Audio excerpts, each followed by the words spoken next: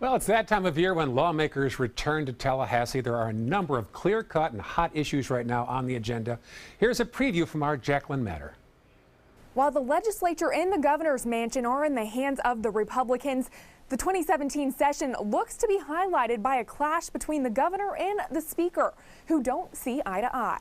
As Florida lawmakers make their way to Tallahassee today, the start of the 2017 legislative session has begun. The legislature is expected to grapple with hundreds of bills during the 60-day session, and newly elected state representative Joe Gruters says he's been preparing for weeks to hit the ground running.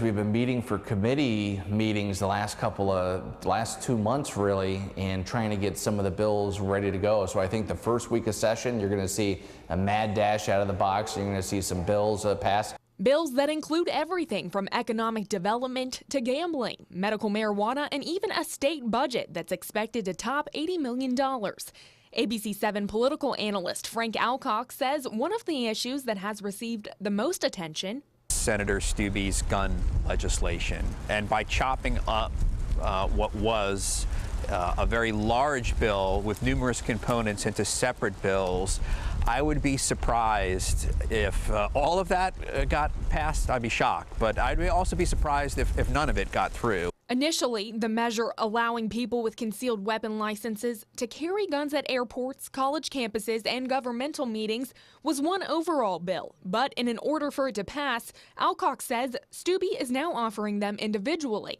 For Gruters, his list of bills include more issues that affect those he represents on the Suncoast. Circus Sarasota, the Benderson Rowing Park, Rubonia, where they have massive flooding issues. And of course, I'm also sponsoring a bill to try to bring in more money so we could fight this opioid epidemic in Manatee County. I want to do everything I can for our community, and so I'm going to go up there and request as much money as I possibly can for our community organizations, our non-for-profits, anything that can help the community or drive tourism or help businesses. On a state level, Alcock says the 2017 legislative session could see some shakeups when it comes to one major issue: health care.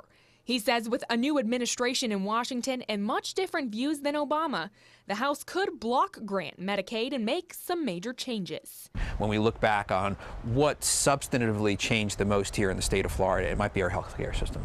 While there is a Republican governor and a Republican speaker, they're not exactly on the same page. Speaker Corcoran just has a very strong personality and likes to get his way, and Governor Scott's no shrinking violet. So they have some differences of opinion on some budget issues, namely Enterprise Florida.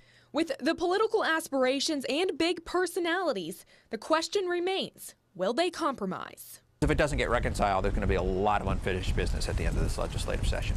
I'm optimistic that we can come together for the greater good and focus on policies that will generally help out all Floridians. Now, with this amount of discord, there are real questions as to just how much will be accomplished. Jacqueline Matter, ABC 7, your Suncoast News.